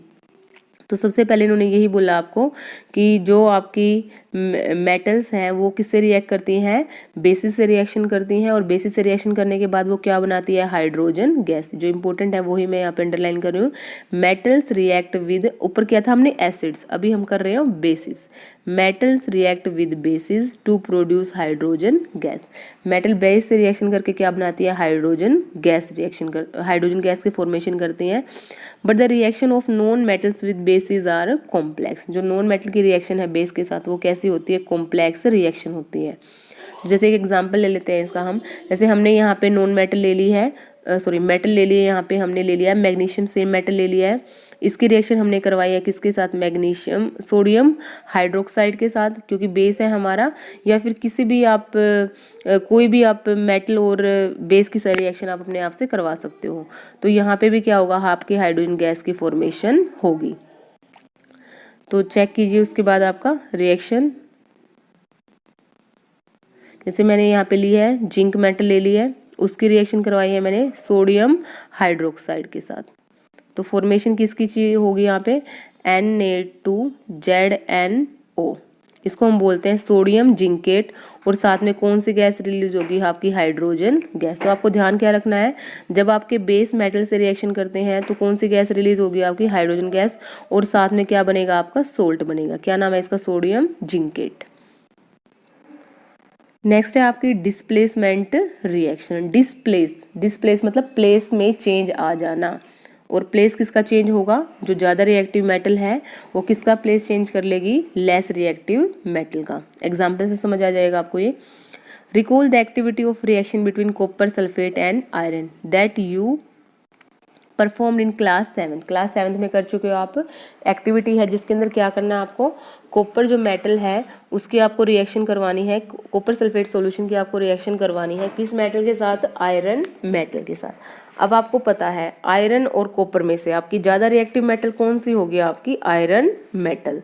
एक रिएक्टिविटी सीरीज है जिसको आपको मैं डाल दूंगी वीडियो के अंदर, दूसरी वीडियो डाल दूंगी उसकी, तो जिसमें आपको एक शॉर्ट ट्रिक से बताया गया है कि कौन सी मेटल कौन सी रिएक्टिविटी के अंदर आती है, उसको ईजिली हम कैसे याद करें। तो वहाँ से लर्न कर लेना आप इसको। तो देखिए उसके बाद क्या है आपका? Take a 500 ml beaker and label ABCD and E। आपको 5 बीकर लेने हैं 100 ml के, और उसमें से आपको क्या करना है? हर एक बीकर के अंदर आपको 50 ml आपको वाटर डाल देना है। Dissolve in each beaker a teaspoonful of each substance as indicated in the figure 4.6a। जैसे कि आपको 4.6a के अंदर बोला गया है वो आपको क्या करना है? आपको इसके अंदर मिक्स कर देना। देखिए आप ए क्या है आपका? जैसे कि फर्स्ट बीकर के अंदर कॉपर सल्फेट, दूसरे बीकर के अंदर भी कॉपर सल्फेट, थर्ड बीकर के अंदर जिंक सल्फेट, फोर्थ बीकर के अंदर आयरन सल्फेट, और फिफ्थ बीकर के अंदर आपका जिंक सल्फेट। और जो बी आपको नजर आ रहा है फर्स्ट बीकर में क्या डाला गया है? जिंक मेटल डाली गई है, सेकंड बीकर में आयरन मेटल, थर्ड बीकर में कॉपर मेटल, फोर्थ बीकर में भी कॉपर मेटल और फिफ्थ बीकर में आयरन मेटल। तो आपको बताया गया है इसके अंदर हमें दो चीज़ें डालनी है, एक तो हमें वो लेना है जैसे कि साल्ट लेना है कॉपर सल्फेट का या आयरन सल्फेट का, जो भी बोला गया उसी के अकॉर्डिंग हमें मिक्स करना है, और उसके बाद हमें क्या करनी है, रिएक्शन चेक करनी है। तो सबसे पहले आप देखिए जो पांचों बीकर आपको ऊपर नजर आ रहे हैं उनके कलर को चेक कीजिए आप, कलर चेक किया आपने, और जो नीचे आपको फिर से आपके जो 5 यही बीकर हैं, पहले तो हम इसके अंदर क्या लिए रखा है, यहाँ पे हमने सॉल्यूशन ले रखा है, जैसे कॉपर सल्फेट हो गया, कॉपर सल्फेट हो गया बी के अंदर, सी के अंदर आपका जिंक सल्फेट हो गया, या फिर डी के अंदर आपका आयरन सल्फेट हो गया, सॉल्यूशन ले रखी है इसमें। दूसरे में अंदर हमने क्या कर रखा है, इनके अंदर हमें जो भी इन्होंने मिक्स करने के लिए बोला है यहाँ से चेक कीजिए, फर्स्ट बीकर में जिंक बोला है, सेकंड में आयरन बोला है, तो उसी के अकॉर्डिंग हमने मिक्स कर दिया यहाँ पे। तो किस किस बीकर के अंदर आपको कलर के अंदर चेंज नजर आ रहा है, देखिए फर्स्ट ए और बी में देखिए आप दोनों कलर में क्या नजर आया, आपको चेंज नजर आया। यहाँ पे देखिए जो ब्लूइश कलर है वो लाइट हो गया है, और जो बी बीकर है उसके अंदर जो ब्लूइश करंट है वो किस में चेंज हो गया है, ग्रीनिश कलर के अंदर। लेकिन जो लास्ट के 3 बीकर है सी डी और ई, नीचे भी देखिए आपको जैसा कलर ऊपर था वैसा ही कलर आपको यहाँ पे नीचे नजर आ रहा है। तो यहाँ पे ऐसा क्या हो गया कि कुछ एक का कलर चेंज हो गया है और कुछ एक सॉल्यूशन में हमारा कलर चेंज नहीं हुआ है। बेसिक यहाँ पे क्या है कलर चेंज होने का, डिस्प्लेसमेंट रिएक्शन। इम्पोर्टेंट टॉपिक आपका डिस्प्लेसमेंट रिएक्शन का। तो डिस्प्लेसमेंट रिएक्शन के अंदर क्या होगा, जब एक ज़्यादा रिएक्टिव मेटल एक कम रिएक्टिव मेटल के साल्ट के साथ रिएक्शन करेगी तो वो कम रिएक्टिव मेटल को डिस्प्लेस कर देगी और उसका जो आयन है उसके साथ खुद से जुड़ जाएगी। एक एग्जांपल के साथ देखते हैं इसको हम, जैसे कि यहाँ पे हमारे पास है कॉपर सल्फेट सॉल्यूशन है ये, इसके अंदर हमने क्या डाल दिया है, इसका कलर देखिए कैसा है, कॉपर सल्फेट सॉल्यूशन का ब्लू कलर दिखाया गया है आपको। इसके अंदर हमने क्या डाल दिया, कौन सी मेटल डाल दी है, जिंक मेटल, जिंक ग्रेन्यूल डाल दिए हैं। तो आपके पास क्या आएगा यहाँ पे, जिंक सल्फेट की फॉर्मेशन। देखिए जो जिंक है ये ज़्यादा रिएक्टिव है, ये क्या करेगा, ये कॉपर कम रिएक्टिव मेटल है, इसके जो सल्फेट आयन है इसके सल्फेट आयन के साथ खुद जुड़ जाएगा, जिंक सल्फेट बना देगा और कॉपर को डिस्प्लेस कर देगा, मतलब कॉपर को सल्फेट से हटा देगा।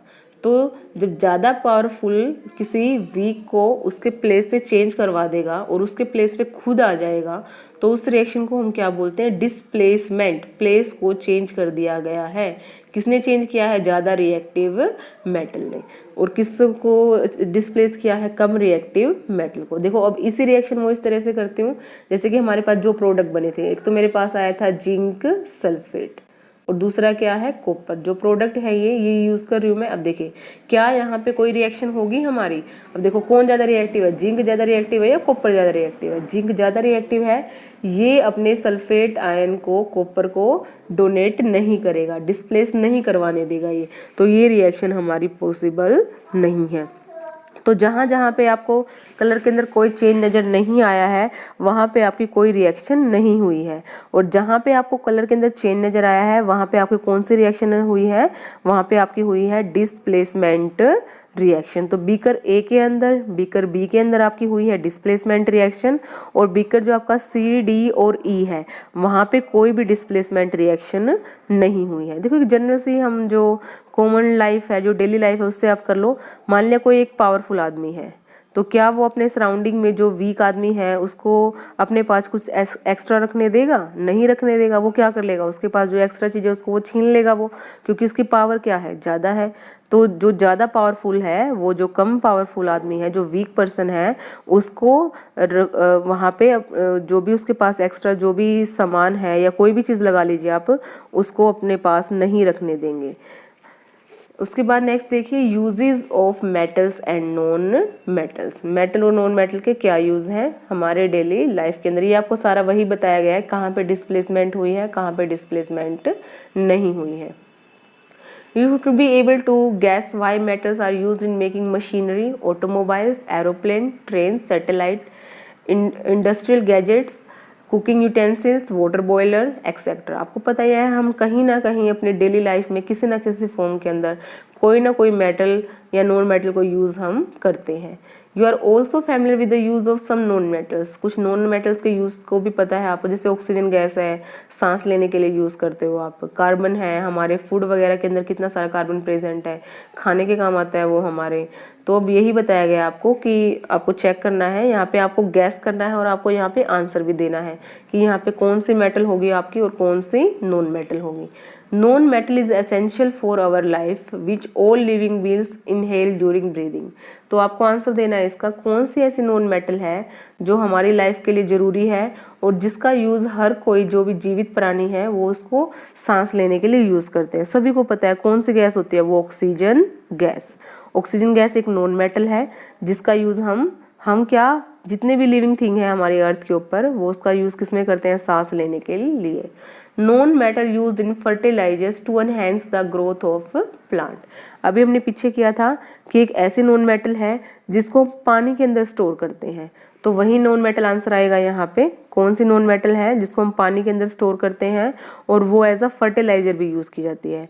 इसका आंसर आप कमेंट बॉक्स में टाइप करेंगे, खुद से ट्राई करेंगे, और नहीं तो इसका आंसर मैं अभी लास्ट में आपको बताऊंगी भी, लेकिन पहले आप खुद से ट्राई करेंगे इसका answer. Non metal used in water purification process. Chlorine आपकी एक नॉन मेटल है जिसका यूज हम क्या करते हैं, वाटर के अंदर जो भी जर्म्स वगैरह है उसको किल करने के लिए यूज किया जाता है। तो क्या नाम है उस नॉन मेटल का, chlorine non metal. Non metal used in the purple coloured solution which is applied on the wound as an antiseptic. ऐसी कौन सी नॉन मेटल है जिसका यूज करते हैं हम क्या करने के लिए, जो भी हमें वाउंड वगैरह हो जाते हैं, जो भी चोट लग जाती है, जो घाव हो जाते हैं, घाव के ऊपर कोई भी बैक्टीरिया या कोई भी जो इन्फेक्टिंग एजेंट है वो वहाँ पे अपनी ग्रोथ ना करे, तो कौन सी नॉन मेटल यूज की जाती है और पर्पल कलर की होती है वो नॉन मेटल, ये होती है आपकी आयोडीन। आयोडीन एक नॉन मेटल है जिसको कहाँ पे लगा दिया जाता है, घाव वगैरह के ऊपर लगा दिया जाता है। और देखा भी होगा डॉक्टर कई बार आपके जो पर्पल से कलर की जो दवाई लगाते हैं वो क्या होती है आपकी, नॉन मेटल ही होती है। नाम क्या है उसका, आयोडीन। नॉन मेटल यूज्ड इन क्रैकर। ऐसे कौन से नॉन मेटल है जिसका यूज हम क्रैकर्स में करते हैं। देखिए आपको पता है हाइड्रोजन आपकी एक नॉन मेटल है और जिससे क्या प्रोड्यूस होती है आपकी, पॉप साउंड प्रोड्यूस होती है, तो उसका यूज़ हम कहाँ पे करेंगे, क्रैकर्स बनाने के लिए यूज़ करते हैं। इसके अलावा आपकी जो सल्फर वगैरह है, जो फॉस्फोरस है, उसका यूज़ भी करते हैं हम क्या बनाने के लिए, क्रैकर्स बनाने के लिए। You may add some more uses of metal and non-metal from your experiences. आपको अपने experiences से भी कुछ हो metal और non-metal के अपने आप से try करने हैं। क्या करना, उसके uses आपको लिखने हैं। उसके बाद पहेली और पूजो देखिए क्या बोल रहे हैं। पहेली क्या बोल रही है यहाँ पे, I hear that magnesium is found in plants. In what form it is found in them? पहेली बोल रही है कि मैंने सुना है कि प्लांट्स के अंदर मैग्नीशियम प्रेजेंट होती है, तो वो मैग्नीशियम कहाँ पे प्रेजेंट होती है, किस फॉर्म के अंदर प्रेजेंट होती है। जैसे कि आप जानते होंगे फोटोसिंथेसिस प्रोसेस आपने किया होगा, प्लांट्स क्या करते हैं, फोटोसिंथेसिस करते हैं, जब उनके अंदर कौन सी पिगमेंट प्रेजेंट होती है, क्लोरोफिल। तो जो क्लोरोफिल पिगमेंट है उसके अंदर क्या प्रेजेंट होता है, कौन सी मेटल प्रेजेंट होती है, मैग्नीशियम मेटल। तो प्लांट के कहाँ पे मिलता है हमें मैग्नीशियम मेटल, क्लोरोफिल पिगमेंट के अंदर। उसके बाद नेक्स्ट है आपका, the doctor reported iron deficiency in my body, where is iron in my body. तो इन्होंने बोला है कि डॉक्टर ने बोला है कि मेरी बॉडी के अंदर आयरन की कमी हो गई है, तो मेरी बॉडी में आयरन कहाँ है, किस पार्ट के अंदर है, मुझे तो नहीं पता इसका। आपको पता होगा जो आपके ब्लड सेल है, ब्लड सेल के अंदर क्या प्रेजेंट होता है आपकी, एक हीमोग्लोबिन पिगमेंट प्रेजेंट होती है, और जो हीमोग्लोबिन पिगमेंट है उसके अंदर क्या प्रेजेंट होता है आपका, आयरन प्रेजेंट होता है। तो कहाँ प्रेजेंट हुआ हमारे बॉडी के अंदर आयरन, हमारे ब्लड के अंदर। और ब्लड के अंदर भी कहाँ पे, ब्लड की जो पिगमेंट है हीमोग्लोबिन, उसके अंदर प्रेजेंट है हमारा क्या चीज, हीमोग्लोबिन में जो आयरन एलिमेंट है वो। उसके बाद नेक्स्ट आपका 7th क्लास में आपने केमिकल रिएक्शंस के बारे में पढ़ा है। केमिकल रिएक्शंस में क्या होता है, जब कोई न्यू सब्सटेंस की फॉर्मेशन होती है, जैसे दूध से दही का बनना, पेपर का जलना, ये सारे कैसे हैं हमारे, ये हमारे केमिकल रिएक्शंस या केमिकल प्रोसेस भी बोलते हैं इनको, केमिकल चेंजेस भी बोला जाता है इसको। तो यहाँ पे एक बार इसके बारे में रीड कर लेंगे। इसमें आपको बताया गया है कुछ एक मेटेलॉइड्स के बारे में भी, क्योंकि चैप्टर का नाम मेटेलॉइड्स नहीं है। मेटेलॉइड्स में आएगा आपका मेटल्स और जो नॉन मेटल्स की जो दोनों की प्रॉपर्टी रखते हैं उन एलिमेंट्स को हम क्या बोलते हैं, मेटेलॉइड्स। उसके बाद कीवर्ड्स ट्राई करेंगे आप इस चैप्टर के, और जो ब्रीफ इंट्रोडक्शन है लास्ट में क्या क्या आपने लर्न किया है, क्या क्या रीड किया है इस चैप्टर से, एक बार वो देख लेंगे आप। नेक्स्ट वीडियो में करेंगे हम इसकी exercise. Hello students, we are going to discuss question answer exercise question answers chapter 4। Chapter name is materials, metals and non metals. First question exercise का चेक कीजिए क्या है। Which of the following can be beaten into thin sheets. आपको पता है जो thin sheets हैं वो किसकी बनाई जा सकती हैं, मेटल्स की बनाई जा सकती हैं, किसी भी नॉन मेटल की थिन शीट्स नहीं बनाई जाएंगी। तो इसमें से आपको चेक कीजिए कौन सी मेटल गिवन है, वही आपका आंसर होगा। जिंक है, फॉस्फोरस है, सल्फर है और ऑक्सीजन है। तो मेटल कौन सी है यहाँ से, जिंक। तो जिंक की क्या बनाई जा सकती हैं, थिन शीट्स। तो लिखा हुआ आंसर में चेक कीजिए। As zinc is a metal and metal has a property of malleability, rest of these are non metals. इसमें से जो मेटल है वो जिंक ही है और उसी के अंदर मिलिएबिलिटी की प्रॉपर्टी है, और बाकी जो सब आपके फॉस्फोरस, सल्फर, ऑक्सीजन, ये सारे किसके एग्जाम्पल, आपके नॉन मेटल्स के। Second question, which of following statement is correct. इसमें से कौन सी स्टेटमेंट क्या है आपकी ठीक है। ऑल मेटल्स आर डक्टाइल, क्या सारी की सारी मेटल्स की हम तार बना सकते हैं। देखिए copper metal, iron metal, silver metal, gold metal, इनकी तारें बनाई जा सकती हैं, लेकिन जो आपकी मरकरी मेटल है जो लिक्विड फॉर्म के अंदर है उसकी हम वायर नहीं बना सकते। तो ऑल तो आपका ऑप्शन क्या हो जाएगा, गलत हो जाएगा। All non metals are ductile, non metals तो डक्टाइल होती ही नहीं है, तो ये तो कैसे ठीक होगा। जनरली मेटल्स आर डक्टाइल, सामान्य जो मेटल्स होती हैं, ज़्यादातर जो मेटल्स है वो क्या होती है, डक्टाइल होती है। ये है आपका right answer. Some non metals are ductile, नहीं, कोई भी मेटल नॉन मेटल डक्टाइल नहीं है। तो आंसर देखिए आपका क्या है, यहाँ पे सी है आपका आंसर। मेटल आपकी क्या होती है, जनरली डक्टाइल होती हैं। Next question, question number 3 fill ups हैं आपके। Phosphorus, as you know phosphorus is a non metal, और कैसे नॉन मेटल है, जिसको हम पानी के अंदर स्टोर करते हैं। और ये पानी के अंदर क्यों स्टोर की जाती है, क्योंकि ये ज़्यादा रिएक्टिव नॉन मेटल है। तो आंसर क्या आएगा यहाँ पे, it is a very reactive non metal.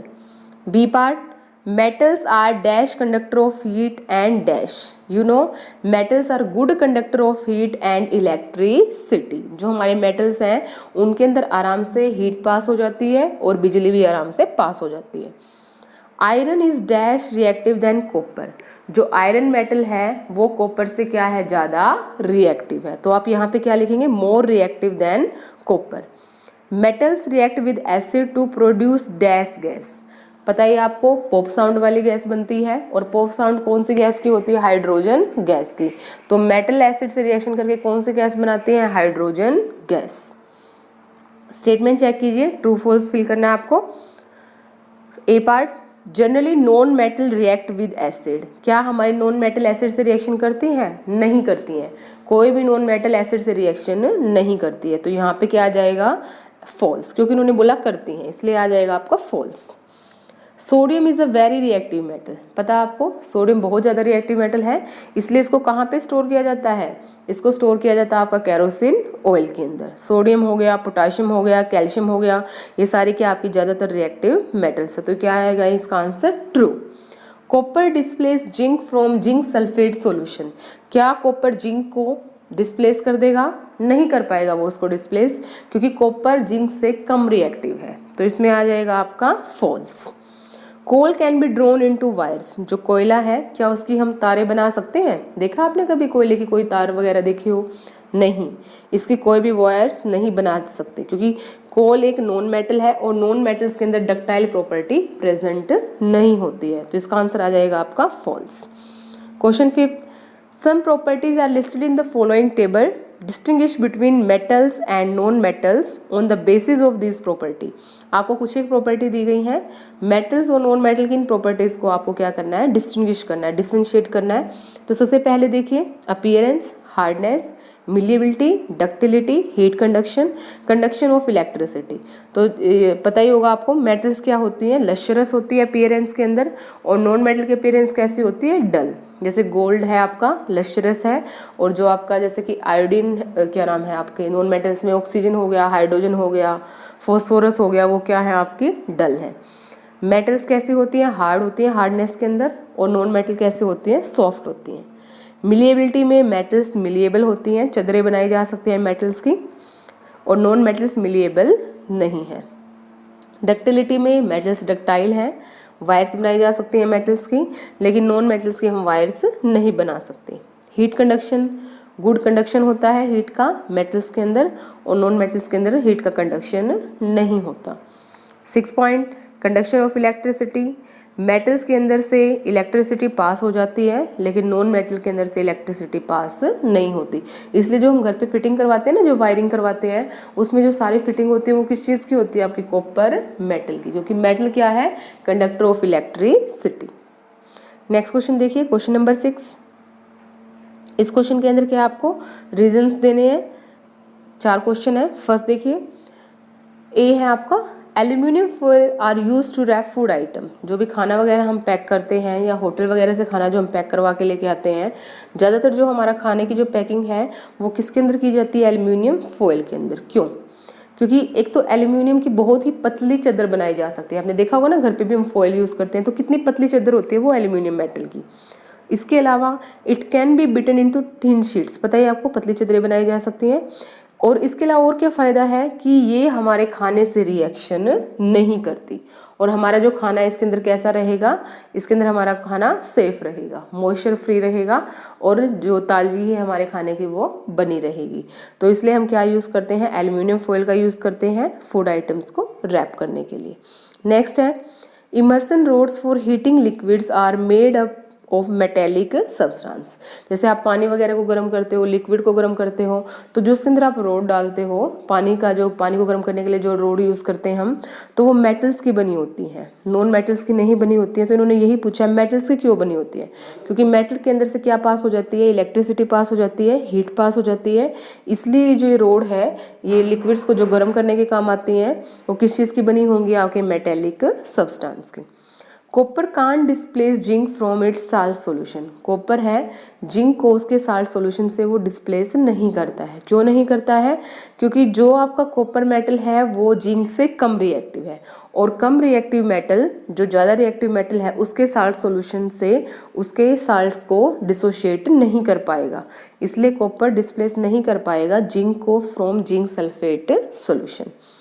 Sodium and potassium are stored in kerosene. Kerosene होता है आपका मिट्टी का तेल। जो सोडियम मेटल है और पोटेशियम मेटल है उसको स्टोर करने के लिए हम मिट्टी का तेल यूज़ करते हैं। क्यों यूज़ करते हैं? पता चल ही गया होगा आपको। ज़्यादा रिएक्टिव मेटल है सोडियम और पोटेशियम, और ये बहुत जल्दी आग पकड़ लेती है। इनको अगर खुले में हवा में रखा जाए और पानी के अंदर रखा जाए, ये रिएक्शन कर जाएंगी। तो पानी और हवा से इनकी रिएक्शन को बचाने के लिए, कट ऑफ करने के लिए, इनको किन के अंदर स्टोर किया जाता है? कैरोसिन ऑयल के अंदर। Now question number 7, can you store lemon pickle in an aluminium utensil? Explain. क्या आपने घर पे चेक किया होगा कि जो हम अचार वगैरह रखते हैं वो किस चीज़ के अंदर स्टोर करते हैं? हम किसी मेटेलिक कंटेनर में स्टोर करते हैं या प्लास्टिक और ग्लास वगैरह में स्टोर करते हैं? हमने देखा होगा कि ज़्यादातर जो स्टोरेज करते हैं अपने अचार की, वो की जाती है एक तो नॉन मेटेलिक कंटेनर्स में, जैसे कि प्लास्टिक के अंदर कर दिया हमने, या फिर कांच के अंदर हमने कर लिया है स्टोर। कभी भी हम मेटेलिक कंटेनर्स के अंदर पिकल को स्टोर नहीं करते हैं। क्यों नहीं करते हैं? जैसे कि आपको पता है, हमने केमिकल रिएक्शन पढ़ी है मेटल्स की एसिड के साथ। मेटल एसिड के साथ रिएक्शन कर जाएंगी और क्या बना देती हैं? वो पॉइजनस साल्ट की फॉर्मेशन करती हैं, और वो पॉइजनस साल्ट क्या करेगा? फिर हमारी हेल्थ के ऊपर बैड इफेक्ट डालेगा। तो इसलिए कभी भी जो हमारे अचार हैं, पिकल हैं, उनको स्टोर करने के लिए हम एल्यूमिनियम यूटेंसिल या कोई भी और मेटेलिक यूटेंसिल का हम यूज़ नहीं करेंगे। और कौन सी गैस बनती है जब एसिड मेटल से रिएक्शन करती हैं? Hydrogen gas. और पिकल क्या हो जाएगा? हमारा खराब हो जाएगा। किसकी वजह से? जो हमारी रिएक्शन हुई है मेटल के साथ, उसकी वजह से। टेबल देखिए, टेबल के अंदर आपको मैचिंग करनी है। कॉलम ए दिया गया है और कॉलम बी दिया गया है आपको। तो चेक कीजिए सबसे पहले, जो गोल्ड है, गोल्ड मेटल आपकी कहाँ पे यूज़ की जाएगी? ज्वेलरी बनाने के लिए।